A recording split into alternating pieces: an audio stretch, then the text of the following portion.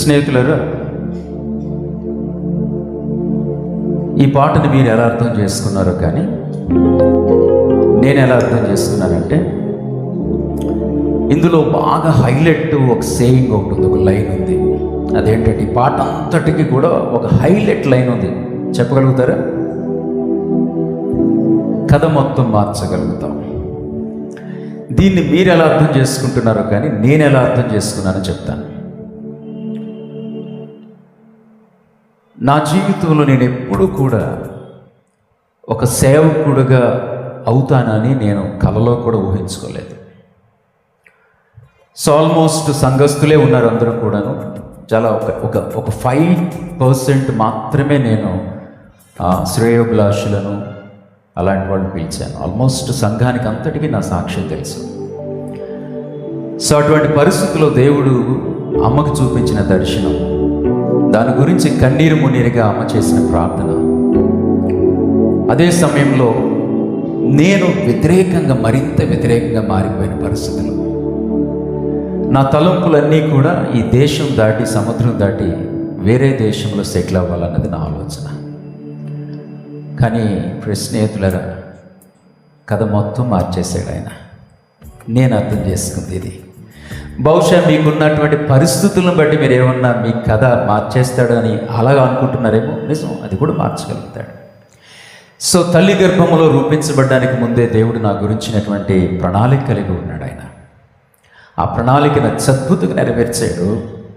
నేను ఊహించిన దానికన్నా మేబీ వేరే విదేశాల్లోనికి వెళితే నేను ఒక మంచి సంపాదకుడిగా ఉండేవాడినేమో, నా కుటుంబానికి ఎవరో కొద్దిమందికి నేను ఉపయోగకరంగా ఉండేవాడినేమో.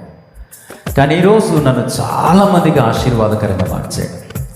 ముఖ్యంగా ఈరోజు మీ మాటలను బట్టి నేను బలపరచబడ్డాను, ఆదరించబడ్డాను.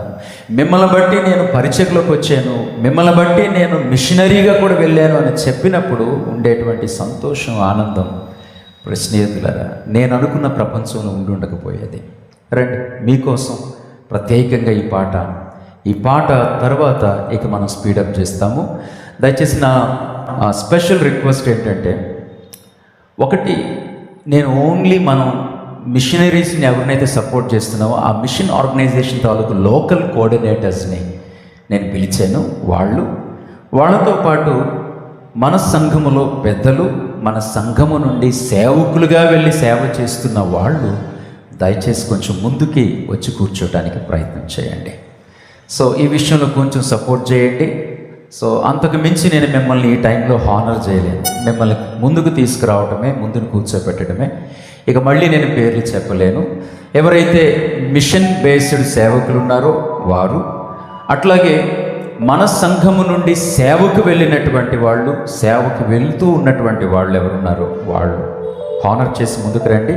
ఇంక్లూడింగ్ ఎవరైతే ఇప్పుడు ఫర్ ఎగ్జాంపుల్ తమ్ముడు సురేష్ సుమతి ఉన్నారు అనుకోండి, వాళ్ళు సైతం ఇంక్లూడింగ్ అంటే వాళ్ళు కూడా ప్రస్తుతం సేవ చేస్తున్నారు. వాళ్ళు సాల్మన్ రాజు గారి కుటుంబం, ప్రభుదాస్ గారి కుటుంబము, ఇంకా మన దగ్గర నుంచి బయటికి వెళ్ళిన వాళ్ళు ఇంకొక కొంతమంది ఉన్నారు. నేను ఎవరిని పిలవాల, ఇది అనుకోనటువంటి రీతిలో ఏర్పాటు చేసినటువంటి మీటింగ్. కాబట్టి దయచేసి ముందుకు వచ్చి కూర్చోవలసింది తప్ప మనం చేస్తున్నాం. సంఘంలో ఉన్నటువంటి పెద్దలు కూడా, భూషణం గారు, అట్లాగే తర్వాత ఇజ్రాయెల్ గారు, తర్వాత ప్రసాద్ గారు రిటైర్డ్ డిఈ, తర్వాత ఇంకా అట్లాంటి వాళ్ళు ఎవరైనా వెంటనే నేను పేర్లు చెప్పలేదని మీ పేర్లే చెప్పారని దయచేసి అనుకోవద్దు.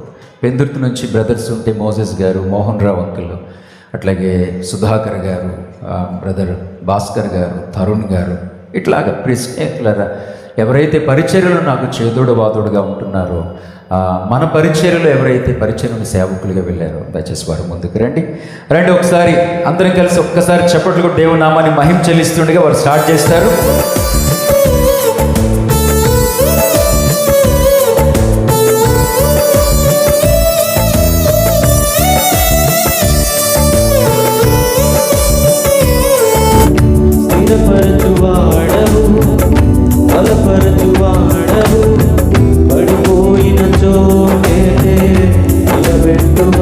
మీరు కూడా స్వరమైతే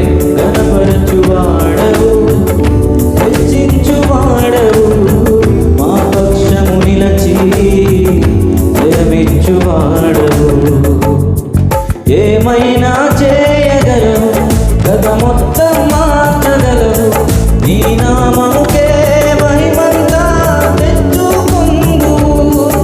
ఏమైనా చేయగలవు, గత మొత్తం మార్చగలవు, నీ నామముకే మహిమంతా తెచ్చుకుందు.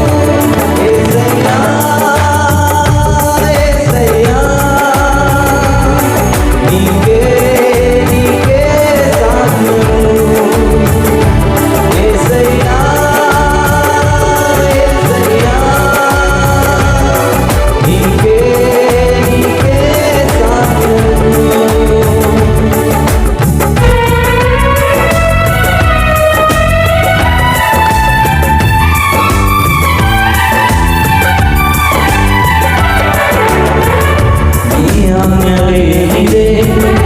ఏదైనా జరుగునా నీకైతే కాటగా శత్రువుకు సాధ్యమా?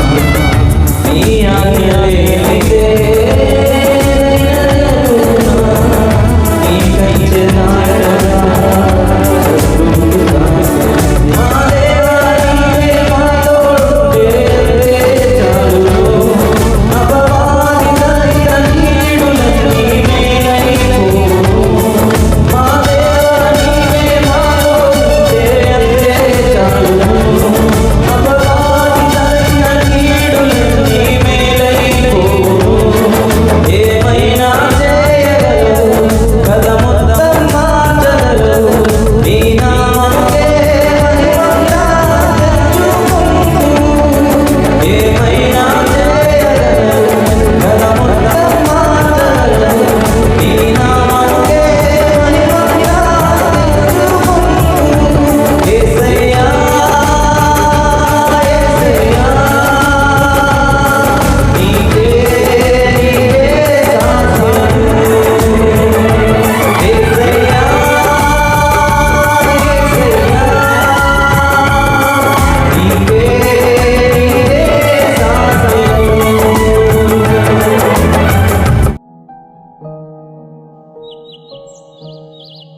హల్లెలూయా. యేసు ప్రభుని ఎల్లరూ స్తుతించుడి. వల్లభుని చర్యలను తిలకించి స్తుతించండి. బలమైన పనిచేయు బలవంతుని స్తుతించండి. అందరినీ, మనలో అర్హత లేని వాళ్ళమే మనం అందరం కూడాను, ఆయన మనల్ని స్వీకరించాడు. సో రండి, ఈ పాట చక్కగా పిల్లలు పెద్దలు పాడేటప్పుడు చప్పట్లు కొడుతూ ఇన్వాల్వ్ అవుతూ దయచేసి ప్రభు నామాన్ని స్తుతించాల్సిందిగా మనం చేస్తూ ఉన్నాం. హల్లెలూయా. యేసు ప్రభుని ఎల్లరూ స్తుతించు. హల్లెలూయా యేసు ప్రభువు ఎల్లరూ స్తుతించుడి. వల్లభుని చర్యలను తిలకించి స్తుతించుడి. బలమైన పని చేయు బలవంతుని స్తుతించుడి. ఎల్లరినీ స్వీకరించు యేసుని స్తుతించుడి. రాజుల రాజైన యేసు రాజు పూజనుల నేలున్. హల్లెలూయా హల్లెలూయా దేవుని స్తుతించుడి.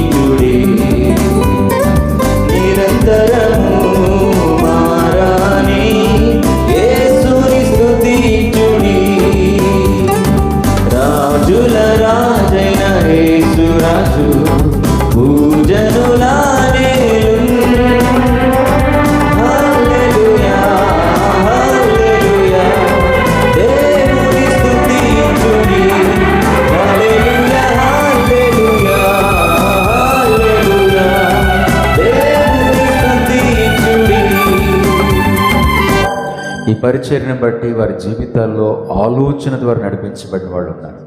వాళ్ళ యొక్క అవమానాల్లో, వారి యొక్క వ్యాధుల్లో, వారి అవసరతలు, అక్రతలో వారిని దేవుడు ఈ పరిచర్యన ద్వారానే గైడ్ చేసిన సందర్భాలు ఉన్నాయి. వీటన్నిటిని జ్ఞాపకం చేసుకుంటూ గత కాలమంతా నీ నీడలోన దాచావు దేవా నీకు వందనమని చరణాలు కూడా అద్భుతం. ఎన్నో అవమానాలు ప్రభువుని నమ్మిన తొలి దినాల్లో వారి సొంత కుటుంబాలు, బంధువుల నుంచి అటువంటి పరిస్థితుల్లోని కొన్ని మాటలు ముళ్ళుగా మారి వారిని గుచ్చినప్పుడు కూడా దేవుని యొక్క అద్భుతమైనటువంటి ఆదరణ అండ్ అండర్స్టాండింగ్. స్నేహితులు రండి, పాడుతూ ఉండగా గుర్తు చేసుకోండి, మీ తొలి దినాలు ప్రభువుని నమ్మినప్పుడు మీ బంధువులు, మీ స్నేహితులు ఎంత వ్యతిరేకంగా మారారో. అనేక పరిస్థితుల్లో మిమ్మల్ని ఇబ్బంది పెట్టినటువంటి వాటిల్లో దేవుడు మనల్ని విడిచిపెట్టకుండా ఈరోజు వాళ్ళ ముందు ఉన్నతంగా తలెత్తుకునేటట్లు చేశాడు. ఈ పాట మనం అందరం కలిసి ధ్యానపూర్వకంగా పాడదాం. గతకాలమంతా నీ నీడలోన దాచావు దేవా వందనం. కృప చూపినావు, కాపాడినావు, ఎలా తీర్చగలను నీ రుణం.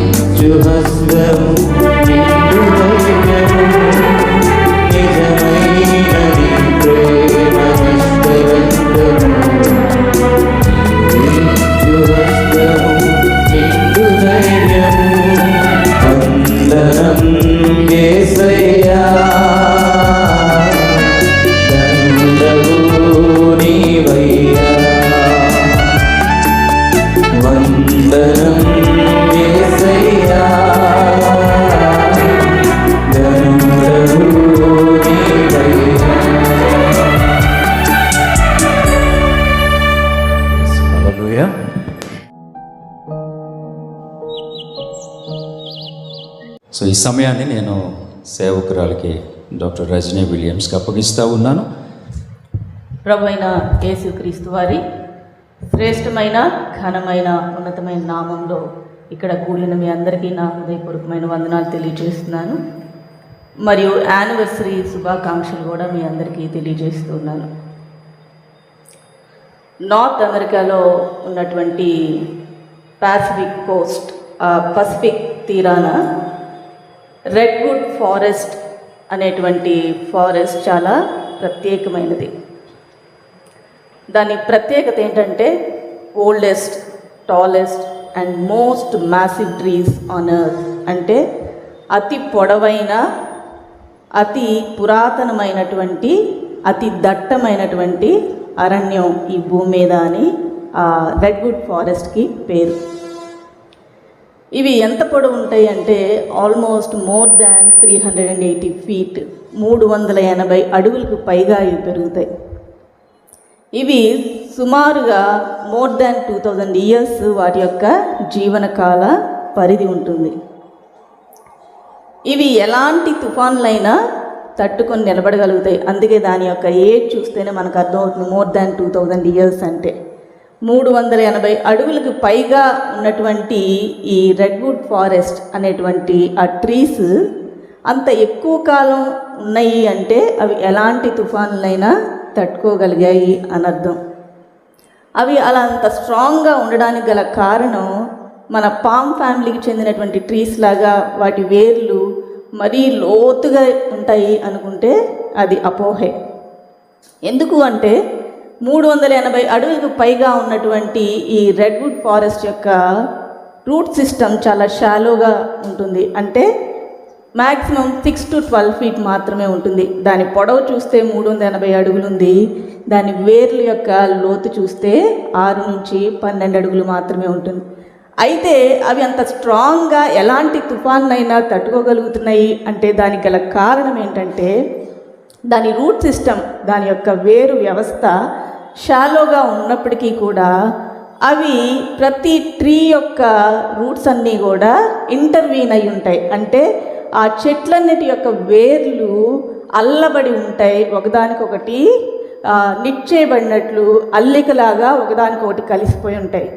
అంత మాత్రమే కాదు కానీ ఆ షాలో రూట్ సిస్టమ్ ఇంటర్వీన్ అయి ఉండడం మాత్రమే కాదు కానీ దానికి లభించినటువంటి ఒక ట్రీకి లభించినటువంటి వాటర్ కానీ న్యూట్రియంట్స్ కానీ పోషకాహారాన్ని కూడా ఆ పక్కనున్నటువంటి చెట్లన్నిటితో అవి కలిసి పంచుకుంటాయి, వాటిని ట్రాన్స్ఫర్ చేస్తూ ఉంటాయి.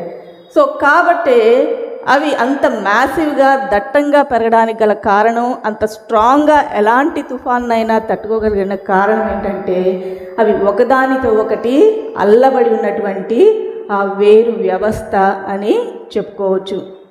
మనం గమనించినట్లయితే ఎగ్జాక్ట్గా దేవుడు ఇజ్రాయెల్ నాయకుడైనటువంటి మోషేకి తన ప్రత్యక్ష సన్నిధికి సాదృశ్యమైనటువంటి ప్రత్యక్ష గుడారాన్ని నిర్మించమని తెలియచేసినప్పుడు దానికి దేంతో నిర్మించాలి, దానికి కావాల్సినటువంటి కొలతలేంటి, వాడాల్సినటువంటి రంగులేంటి, మొత్తం బ్లూ ప్రింట్ అంతా కూడా ఆయన మోషేకి తెలియజేయడం జరిగింది.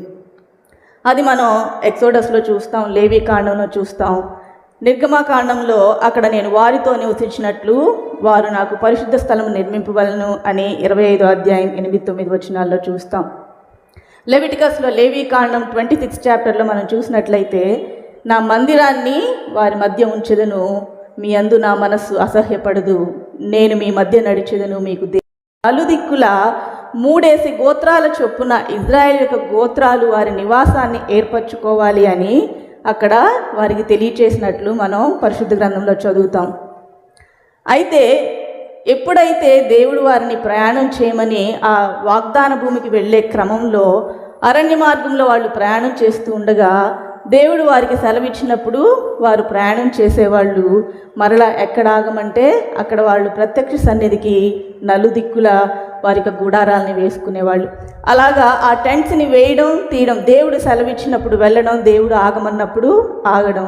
ఎక్కడ ఆగమంటారో అక్కడ ప్రత్యక్ష సన్నిధికి నలువైపులా వారి గుడారాలని వాళ్ళు ఏర్పాటు చేసుకునేవాళ్ళు.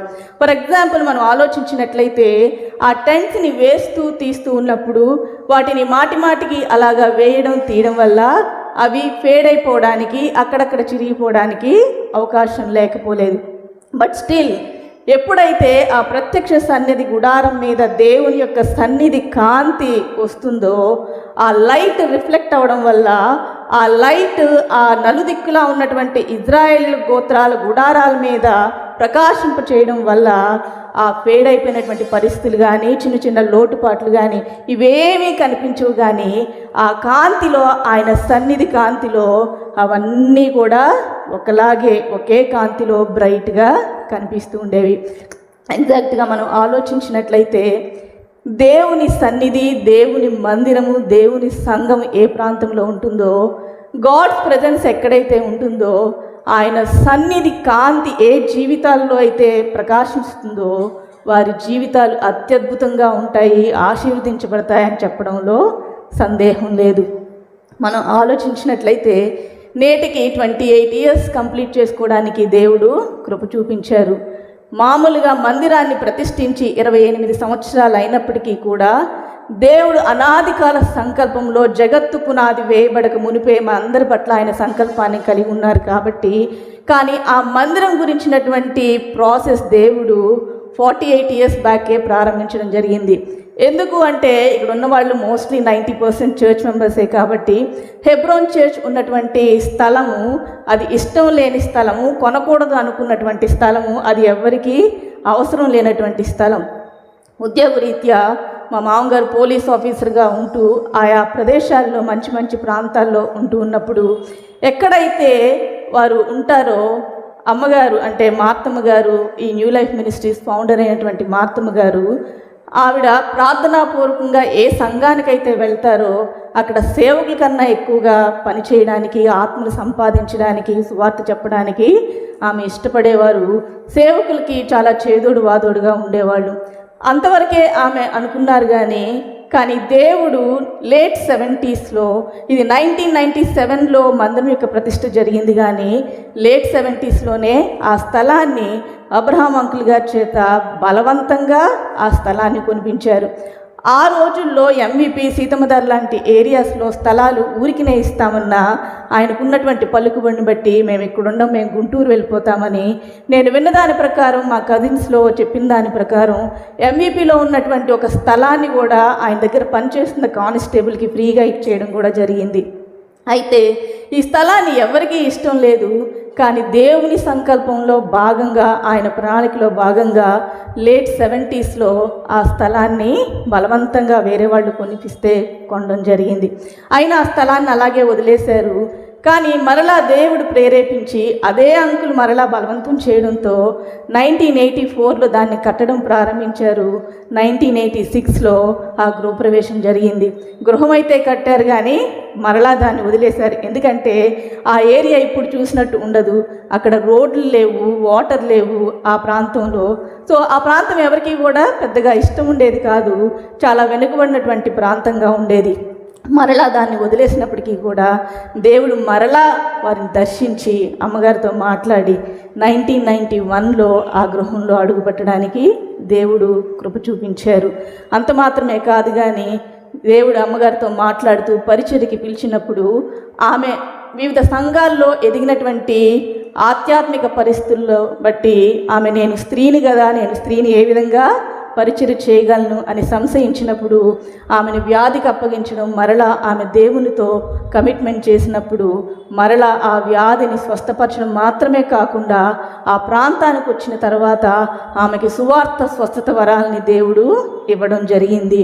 తద్వారా అక్కడ ఇందాక సేవకులు తెలియచేసినట్లు దేవుడు ఆమెకి ఇచ్చినటువంటి వాగ్దానాన్ని ఎత్తిపట్టుకొని అక్కడ హబక్కూకు 3:17 ప్రకారం అక్కడ అంజూరపు చెట్లు పూయకుండినను, ద్రాక్ష చెట్లు ఫలింపకపోయినను, ఒలీవ చెట్లు కాపు లేక ఉండినను, చేనిలోని పైరు పంటకు రాకపోయినను, గొర్రెలు దొడ్డిలో లేకపోయినను, శాలలో పశువులు లేకపోయినను, నేను యెహోవా యందు ఆనందించెదను, నా రక్షణకర్త అయిన నా దేవుని యందు నేను సంతోషించదను. ఈ వాగ్దానాన్ని ఎత్తిపట్టుకొని ఒక్కతే ఆరాధన చేసుకునేదంటే మీరేదో ఒక్కతే మామూలుగా ప్రార్థన చేసుకునేదని కాదు. ఒక ఆరాధనలో ఏమేమి ఉంటాయో ప్రారంభ ప్రార్థన నుంచి, స్తుతి ఆరాధన దగ్గర నుంచి, కృతజ్ఞతలు చెల్లించడం దగ్గర నుంచి, ఆఖరికి కానుక వేయడం దగ్గర నుంచి, బెనడిక్షన్తో సహా ఒక ఆరాధన క్రమమంతా తన ఎదురుగా కాంగ్రిగేషన్ ఉన్నట్లే ఫీల్ అయ్యి ఒక్కతే ఆరాధన నడిపించేవాళ్ళు. అయితే దేవుడు విడిచిపెట్టాడు కదా, a little one shall become 1,000, వారిలో ఒంటరి అయిన వారిని 1000 మందగును అన్న వాగ్దానం చొప్పున ఆ కింద అక్కడ సంఘం ప్రారంభించడం జరిగింది. ఆ చుట్టుపక్కల వారందరూ కూడా ఆ హెబ్రోన్ చర్చ్లో మోస్ట్లీ మోర్ దాన్ 80%, 80%కి పైగా విగ్రహారాధికులే ఉండేవాళ్ళు. సో అమ్మగారు దేవుడు వాడుకున్న విధానాన్ని బట్టి, ఆమెకి ఇచ్చిన సువార్త స్వచ్ఛత వరాలను బట్టి అనేక మంది జీవితాల్లో దేవుడు కార్యాలు చేయడం ప్రారంభించినప్పుడు ఒక్కొక్కరుగా అక్కడ సంఘంలో చేర్చబడడం జరిగింది. ఆ కింద గృహంలో అక్కడ సంఘం ప్రారంభించడం జరిగింది. ఒక్కతే ఆరాధన చేసుకున్నప్పుడు ఇంట్లో వాళ్ళు అనుకునేవాళ్ళకి దేవుడు పిచ్చి పట్టిందేమో అని. కానీ ప్రజలు రావడం ప్రారంభించిన తర్వాత దేవుని సంకల్పంలో భాగంగా ఆమె ప్రార్థనాపూర్వకంగా మన సేవకులైనటువంటి పాస్టర్ మణికుమార్ విలియమ్స్ గారిని దేవునిలోనికి నడిపించుకోవడం, సేవకులు కూడా సంపూర్ణ పరిచర్యకి ఒప్పించబడ్డం దేవుని ద్వారా ఆయన కూడా పరిచర్యలోకి రావడం జరిగింది. సో అప్పుడు కింద కింద సంఘం జరుగుతూ ఉండగా అక్కడ స్థలం సరిపోకపోవడం వల్ల ఆ ఫస్ట్ ఫ్లోర్లో మందిరాన్ని కట్టాలి అనేటువంటి దేవుని ప్రేరేపణతో పైన మందిరాన్ని నిర్మించడం జరిగింది. సో 1997లో ఇదే రోజున 28 years బ్యాక్ ఆ మందిరాన్ని ప్రతిష్ఠించడం జరిగింది. 28 years కంప్లీట్ చేసుకోవడానికి ఆయన యొక్క దేవుడు చూపించినటువంటి అత్యద్భుతమైనటువంటి కృపా కనికర వాత్సల్యతను బట్టి దేవునికి మనం ఎంతగానో మహిమ చెల్లించాల్సినటువంటి వారంగా ఉన్నాం. సో మనం గమనించినట్లయితే తర్వాత అది తుమ్మలపాలెం బ్రాంచ్ స్టార్ట్ చేయడానికి, తుమ్మలపాలెంలో పరిచర్య చేయడానికి, తర్వాత పెందుర్తి పరిచర్య ప్రారంభించడానికి, తర్వాత హైవే సర్వీస్ స్టార్ట్ చేయడానికి దేవుడు కృప చూపించారు. అంత మాత్రమే కాదు కానీ పరిచర్యలో నుండి సేవకులుగా బయటకు వెళ్ళి వివిధ సంఘాలు స్థాపించడానికి కూడా దేవుడు వివిధ కుటుంబాలకి ఆయన ప్రేరేపించి వారిని నడిపించి ఆయన కృప ద్వారా నడిపిస్తూ ఉన్నారు.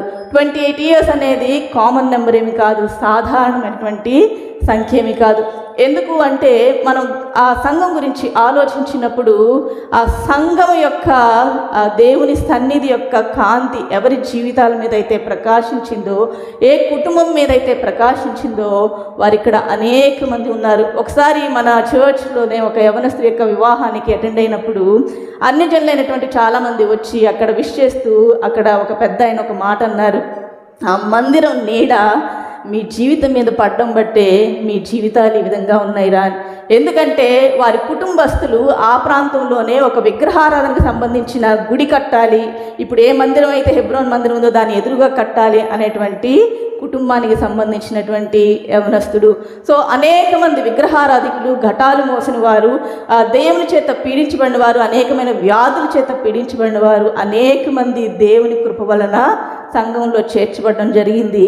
అమ్మగారు అంతగా పరిచర్య కోసం ఆమె విజ్ఞాపన చేసేవాళ్ళు. తెల్లవారుజామున 3 గంటలకు లేస్తే ఆమె ప్రార్థన ప్రారంభమయ్యేది మార్నింగ్ 6:37కి.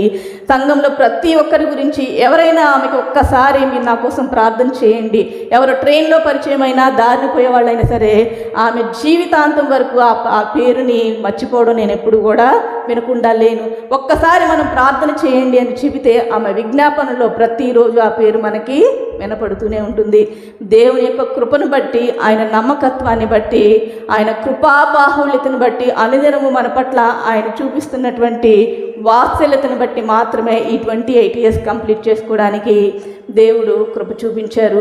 సో హెన్రీ ఫోర్డ్ చెప్పినటువంటి మాట మనకు తెలుసు కదా, coming together is a beginning, keeping together is a progress, working together is a success. మనమందరము కూడా వివిధ పరిస్థితులను బట్టి దేవుణ్ణి తెలుసుకొని ఆయన ప్రేమను రుచి చూసి సంఘంలో చేర్చబడ్డాం. So coming together is a beginning, ఆ ప్రారంభం మాత్రమే ముఖ్యం కాదు కానీ keeping together is a progress. ఎవరైతే కలిసి వచ్చామో అక్కడ కలిసి ఉండడం మరింత ప్రాముఖ్యం.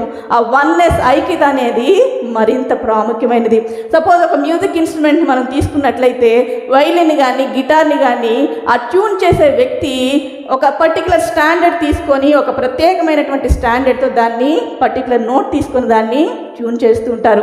ఆ తంతులు ఆ స్ట్రింగ్స్ ఒకదానితో ఒకటి ట్యూన్ చేయబడవు కానీ ఆ పర్టికులర్ స్టాండర్డ్తోనే అక్కడ ట్యూన్ చేస్తారు. డిఫరెంట్ పియానోస్, అంటే చాలా పియానోస్, చాలా వైలిన్స్ ఉన్నప్పటికీ కూడా అవన్నీ కూడా పర్టికులర్ నోట్తో ట్యూన్ చేసినప్పుడు ఆ ట్యూనర్ ఎవరైతే ఉన్నారో దాన్ని ట్యూన్ చేసినప్పుడు ఆ స్టాండర్డ్ అవి ఒకే శబ్దాన్ని పలికించగలుగుతాయి. So that is oneness. ఆ ఐక్యత అనేది, ఆ యూనిటీ అనేది చాలా ప్రాముఖ్యమైనది. కలిసి రావడం ప్రాముఖ్యం కాదు కానీ కలిసి ఉండడం చాలా ప్రాముఖ్యం. ఆ రెడ్వుడ్ ఫారెస్ట్ని మనం గమనించినట్లయితే ఒకదానికి లభించినటువంటి ఆ వాటర్ అండ్ పోషకాహాలు అవన్నీ కూడా మిగతా రూట్స్కి కూడా అవి ట్రాన్స్ఫర్ చేస్తూ ఉన్నాయి. మనం డిఫరెంట్ బ్యాక్గ్రౌండ్కి సంబంధించిన వాళ్ళమైనప్పటికీ కూడా డిఫరెంట్ వ్యక్తిత్వాలు అంటే ఒక్కొక్కరి వ్యక్తిత్వాలు ఒక్కో విధంగా ఉంటాయి, ఒక్కొక్కరి స్టేటస్లు ఒకే విధంగా ఉంటాయి.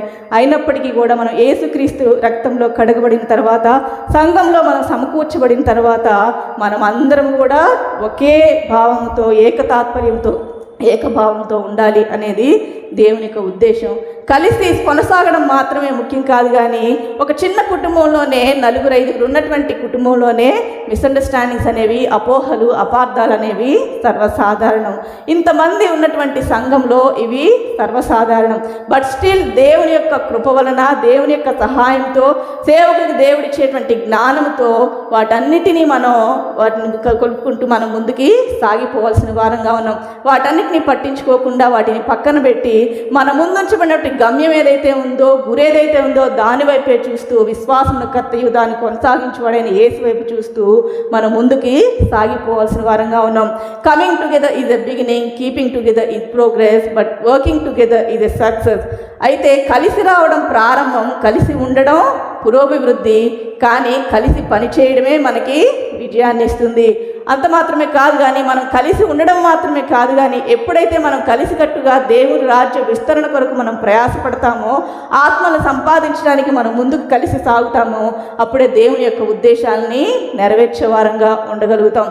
మన గతకాలపు అనుభవాలు, ఈ అద్భుతాలు, ఆశ్చర్యకార్యాలు, అక్కడ ఒక్కొక్క కుటుంబాన్ని మీరు అడిగితే ప్రతి కుటుంబంలో కూడా ఒక సాక్ష్యం మీరు వినగలుగుతారు. అవన్నీ చెప్పడానికి ఇక్కడ సమయం సరిపోదు. సో మందిరం ఎక్కడైతే ఉంటుందో, దేవుని సన్నిధి ఎక్కడ ఉందో, ఆ సన్నిధి కాంతి ఏ కుటుంబం మీద, ఏ జీవితం మీద అయితే ప్రకాశిస్తుందో వారి జీవితాలు అత్యద్భుతంగా ఆశీర్వదించబడగలుగుతాయి. అటు ఆధ్యాత్మికంగా, ఆర్థికంగా, భౌతికంగా అన్ని విధాలుగా దేవుడు వారిని ఆశీర్వదించారు. అంత మాత్రమే కాదు కానీ వారిని ఇతరులకు అనేక మందికి ఆశీర్వాదకరంగా కూడా ఉంచారు. సో మనం గమనించినట్లయితే ఈ 28 ఇయర్స్ దేవుడు మన పట్ల చూపినటువంటి ఆయన కృపను బట్టి, ఆయన దయను బట్టి, ఆయన మంచితనాన్ని బట్టి, ఆయన నమ్మకత్వాన్ని బట్టి మనం ఎంతైనా కృతజ్ఞత చెల్లించాల్సిన వారంగా ఉన్నాం. మనం ఆరాధనలోనికి వెళ్లే ముందు ఈ మాటల్ని జ్ఞాపకం చేసుకుంటూ, కలిసి రావడం ప్రాముఖ్యమే, కలిసి ఉండడం మరింతకన్నా ప్రాముఖ్యం, కలిసికట్టుగా పనిచేయడం మరింత ప్రాముఖ్యమైనది.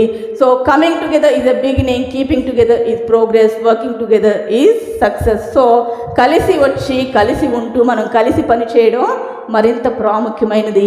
అంత మాత్రమే కాదు కానీ, రానున్న కాలంలో ఈ సంఘము, మన పరిచర్యలు ఏవైతే ఉన్నాయో, దేవుని కొరకు ప్రకాశించే సంఘాలుగా, ప్రజ్వరిల్లే సంఘాలుగా, తద్వారా మన చుట్టుపక్కల ఉన్నటువంటి ప్రజల జీవితాలని ప్రభావితం చేసే సంఘాలుగా ఉండాలని దేవుని యొక్క ఆశను తీర్చేవారిగా మనం ప్రయాసపడాల్సిన వారంగా ఉన్నాం.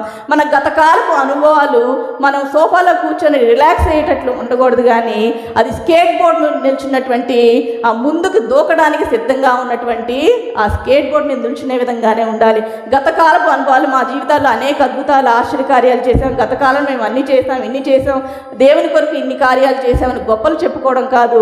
అది సోఫాలో కూర్చొని రిలాక్స్ అయినట్లుంటుంది. కానీ మనం చేయాల్సింది ఏంటంటే, ఒక సరైన బ్రేక్ త్రూ కోసం స్కేట్ బోర్డ్ మీద నిల్చొని రెడీగా ఉండాలి దేవుని పరిచర్య కొరకు. సో మనం అందరం కలిసికట్టుగా రావడం మాత్రమే కాదు, కలిసికట్టుగా ఉండి, కలిసికట్టుగా మనం ముందుకి సాగుతూ పనిచేస్తూ దేవుని నామాన్ని మహింపరచాల్సిన వారంగా ఉన్నాం. దేవుని రాజ్యాన్ని విస్తరించాల్సిన వారంగా ఉన్నాం. దేవుడి మాటల్ని దీవించునుగాక.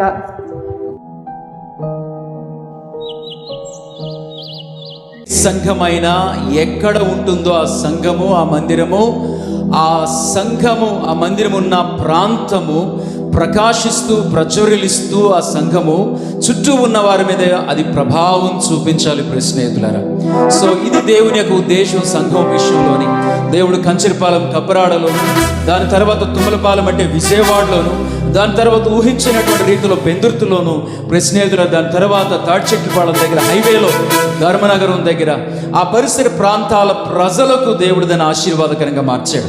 నేను దీవించబడ్డాను, నా ఆత్మీయ జీవితం ఇక్కడే ప్రారంభించబడింది, ఇక్కడే నేను ఆశీర్వదించబడ్డాను, అనేక అనుభవాలు అన్న వాళ్ళందరూ, వారితో పాటు మా శ్రేయోభిలాషులు కూడా దేవుని అద్భుతమైనటువంటి ప్రణాళికను బట్టి ఒక్కసారి చెప్పట్లు కూడా మరొకసారి కొంచెం గట్టిగా, గంభీరంగా, పైన ఉన్న వాళ్ళు కూడా, పిల్లలు అందరం ఇన్వాల్వ్ అవుతాం.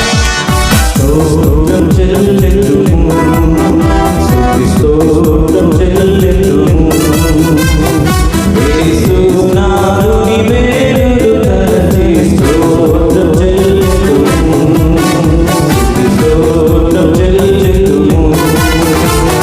దీవారాత్రములు గట్టి పాపాలే కాచి, దీవారాత్రములు గట్టి పాపాలే కాచి, దయగల హస్తంతో బ్రోచి నడిపించితివి, దయగల హస్తంతో బ్రోచి నడిపించితివి. స్తోత్రం చెల్లింతుము, స్తుతి స్తోత్రం చెల్లింతుము.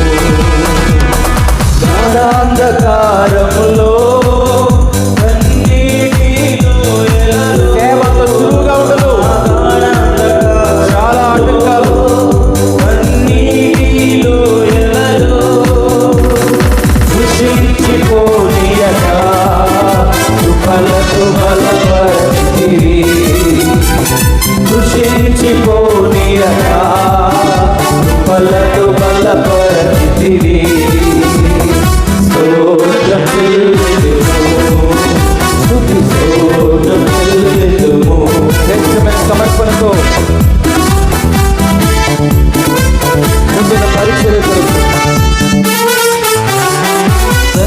సజీవయాగముగా మా శరీరము సమర్పించి, సజీవయాగముగా మా శరీరము సమర్పించి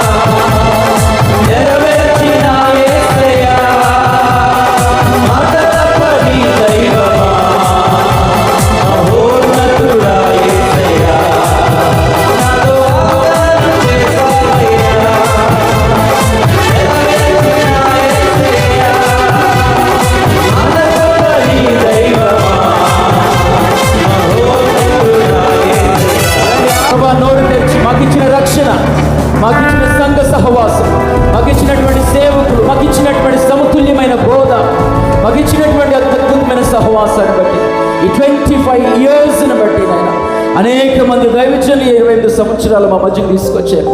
వారిని బట్టి, వారి యొక్క అద్భుతమైనటువంటి ప్రభువునైనా ప్రసంగాలను బట్టి స్తోత్రాలు. Thank you brother. స్నేహితులారు, ఇక్కడ నుంచి మనం ఒక 20 to 30 minutes 1:30 కల్లా కిందకు వెళ్ళిపోవడానికి ట్రై చేద్దాం. అసలు బేసిక్గా ప్రతిసారి నేను మన మీటింగ్స్ ఏర్పాటు చేసినప్పుడు అందులో నేను రిలాక్స్డ్గా మాట్లాడాలనుకుంటాను, కానీ సో అది ఎందుకు అవ్వదు. అందుకనే స్లోగా స్టార్ట్ చేసిన స్పీడ్గా వెళ్ళిపోతూ ఉంటాను. సో తెలిసినటువంటి విషయాలే, తెలిసినటువంటి అంశమే అయినప్పటికీ యొక్క 28th యానివర్సరీ నాడు మన ముందున్నటువంటి పరిచర్య కొరకు ఈ మాటలు వ్యక్తిగతంగా, కుటుంబపరంగా, సంఘపరంగా మనకి ఉపయోగకరంగా ఉంటాయేమో దయచేసి శ్రద్ధగా ఆలకించాల్సిందిగా నేను మనవి చేస్తూ ఉన్నాను. బైబిల్లో కొంతమంది పేర్లు చెబితే దాని బ్యాక్గ్రౌండ్లో ఉన్నటువంటి కొన్ని ప్రదేశాలు, కొన్ని సంఘటనలు గుర్తుకొస్తాయి. మనకి అవన్నీ కూడా కంటతాయే. ఉదాహరణకి నోవాహు పేరు చెప్పామనుకోండి, జలప్రళయం గుర్తొస్తుంది. అలాగే ఆ యొక్క జోసెఫ్ పేరు చెప్పామనుకోండి, స్నేహితులారా, అతను పవిత్రత కొరకు పోతీఫర్ ఇల్లు గుర్తొస్తుంది. మరియు ఒక అన్నదాతగా ఈజిప్ట్ గుర్తుకొస్తుంది. అట్లాగే మోసెస్ పేరు చెప్పామనుకోండి, ఆ యొక్క ఎర్ర సముద్రం, పాయలైనటువంటి ఎర్ర సముద్రం గుర్తుకొస్తుంది స్నేహితులారా. అలాగే ఇంకా మనం జోషువ పేరు చెప్పామనుకోండి, జెరికో గోడలు కూలిపోయినటువంటి పరిస్థితులు, అండ్ జోర్డన్, రివర్ జోర్డన్, యోర్దాను నది, ఆ యొక్క అందులో నుంచి నడిచి వెళ్ళిన పరిస్థితి గుర్తుకొస్తుంది. ఒకవేళ డానియల్ అండ్ ఫ్రెండ్స్ గురించి మనం మాట్లాడుకున్నాం అనుకోండి, అక్కడ ఆ యొక్క అగ్నిగుండము మరియు సింహపు బోను గుర్తుకొస్తుంది. అలాగా ఒక పేరు చెప్తే బైబిల్లో ఆ క్యారెక్టర్ గురించి మనం వినగానే వెంటనే దానికి కనెక్టెడ్గా ఉండేటువంటి ప్లేస్ అండ్ ఇన్సిడెంట్స్ గుర్తుకు వస్తాయి. అయితే ఈరోజు ఏలియా గురించి మనం మాట్లాడుకుంటాం. ఏలియా అనగానే కర్మేలు గుర్తుకొస్తుంది స్నేహితులరా. సో కర్మేలు అంటే అర్థం ఏంటి? కర్మేలు అంటే తోట అని, కర్మేలు అంటే విన్యార్డ్స్ ఆఫ్ గాడ్ అని, దేవుని యొక్క ద్రాక్ష తోటలు అని, కర్మేలు అంటే ఫెర్టిలైజ్ ల్యాండ్ అని, అంటే ఆ యొక్క సాగు భూమి అని, ఫ్రూట్ఫుల్ ల్యాండ్ అని, ఫలభరితమైనటువంటి భూమి అని, ఇలాగా కర్మేలుకి అర్థాలు ఉన్నాయి. వెరసి చూసుకుంటే కర్మేలంతా కూడా అత్యద్భుతంగా ఉంది. ఏమండి, అది యెహోవా తోట. స్నేహితులారా, అది ఆయన యొక్క ద్రాక్ష తోటలు. రెండోది, మనం మూడోది దాని గురించి ఆలోచిస్తున్నప్పుడు సాగు భూమి అండ్ ఫలభరితమైనటువంటి భూమి అని కూడా మనకు గుర్తుకొస్తుంది. బైబిల్లో మనం గమనించినప్పుడు ఏమండి, ఒక యజమానుడు, ఒక తోట యజమానుడు ఒక భూమిని కొని, అది కొనే సమయానికి అది సరిగ్గా లేదు, దాన్ని సరిచేసి దాంట్లో శ్రేష్టమైన నిక్కచ్చి అయినటువంటి ద్రాక్ష తీగలు తీసుకొచ్చి నాటి దాని నుండి మధురమైనటువంటి ఫలాల్ని ఎక్స్పెక్ట్ చేస్తున్నాడు. అలా మధురమైనటువంటి ఫలాల్ని ఎక్స్పెక్ట్ చేసినప్పుడు సమయం వచ్చినప్పుడు ఫలించింది. కానీ విచిత్రం ఏంటంటే ఆ యొక్క చెట్టులు లేక తోట ఆ చేదు ఫలాలు, కారు ద్రాక్షాలని ఫలించినట్లు చూస్తాం. ఇదంతా కూడా మనకు తెలుసు. యెషయా గ్రంథము 5వ అధ్యాయము ఆ స్టార్టింగ్ ప్యాసేజ్లో ఉంటుంది స్నేహితులారా. ఎందుకు ఆ యజమానుడిగా పిలువబడినటువంటి దేవుడు ఆ తోటగా పిలువబడినటువంటి ఇజ్రాయెల్ నుంచి మధురమైన ఫలాలను ఆశించాడు? ఫలాలు మధురంగా ఎందుకు ఉండాలి అంటే, ఒకటి, వారి ఫలాలు వారి చుట్టూ ఉన్నటువంటి ప్రజలకు ఆశీర్వాదకరంగా లేక తృప్తికరంగా ఉండాలి.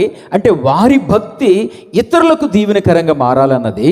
రెండోది, తను నాటుకున్నాడు కాబట్టి ఆ ద్రాక్షాలు మధురమైన ఫలాలను ఇస్తే ఆ ఫలాలు ఇతరులు తృప్తిపరిచాయి కాబట్టి ఆయనకి ఎంతో సంతోషాన్ని ఇస్తాయి కాబట్టి స్నేహితులారా.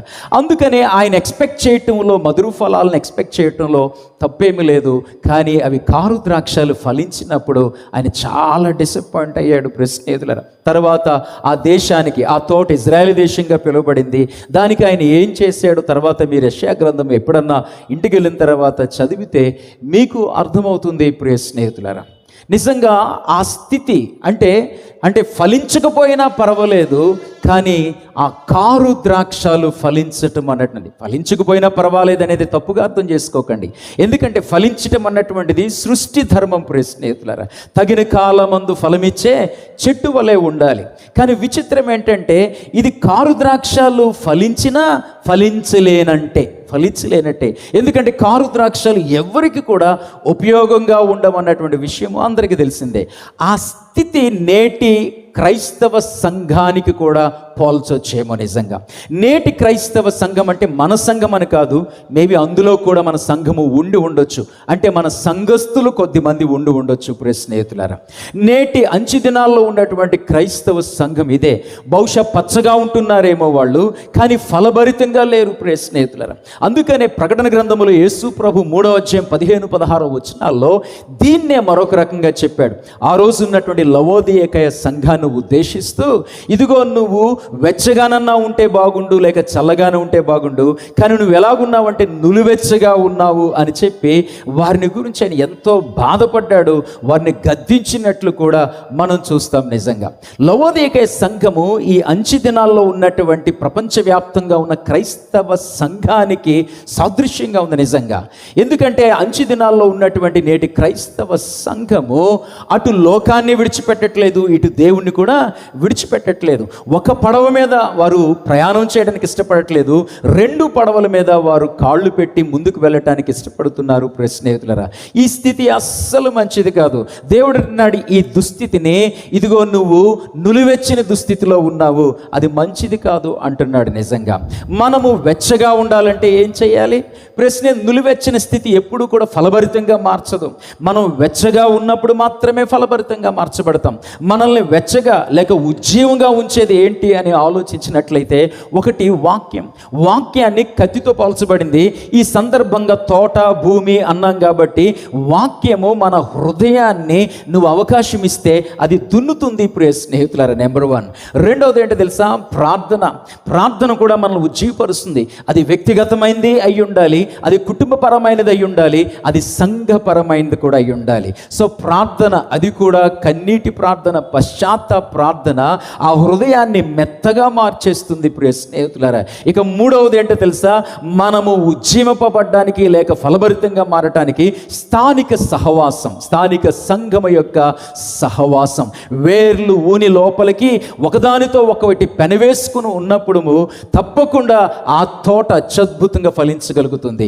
అంచె దినాల్లోని ప్రజలు హృదయాలను గమనించినప్పుడు వారి యొక్క హృదయం కఠినంగా మారిపోతున్నట్లు, వారు వాక్యానికి ప్రాధాన్యత ఇవ్వట్లేనట్లు, మర్మాల పేరు మీదో లేకపోతే ఇంకేదో పై ఆశీర్వాదాలకు సంబంధించినటువంటి సందేశాలు వినడానికి ఇష్టపడుతున్నారేమో, కానీ వారు మాత్రం వాక్యం ద్వారా వారి హృదయాల్ని దున్నుకోవటానికి, ఏమని ప్రార్థన ద్వారా మరింతగా వారి యొక్క హృదయాల్ని సున్నితంగా మార్చుకోవటానికి, ఏమని సహవాసములో నిలిచి తోటి వారితో పెనవేసుకునేటువంటి అనుభవంలోనికి వెళ్ళలేకపోవటం వల్ల ఉజ్జీవం లేదు, ఫలభరితంగా అయినటువంటి పరిస్థితి కూడా లేదు. ప్రియ స్నేహితులారా, సో కాబట్టి డెఫినెట్గా 28th యానివర్సరీ దగ్గర సంఘము ఈ 3 విషయాల్లో, నీ వ్యక్తిగతమైన వాక్య ధ్యానము, నీ కుటుంబ వాక్య ధ్యానము, నీ సంఘముతో కలిసి వాక్య ధ్యానము, రెండోది నీ వ్యక్తిగతమైన ప్రార్థన, కుటుంబ ప్రార్థన, సంఘ ప్రార్థన, అండ్ మూడోది స్థానిక సంఘముతో ఎంతగా అంటే నీ యొక్క వేళ్ళు, విశ్వాసపు ఆత్మీయ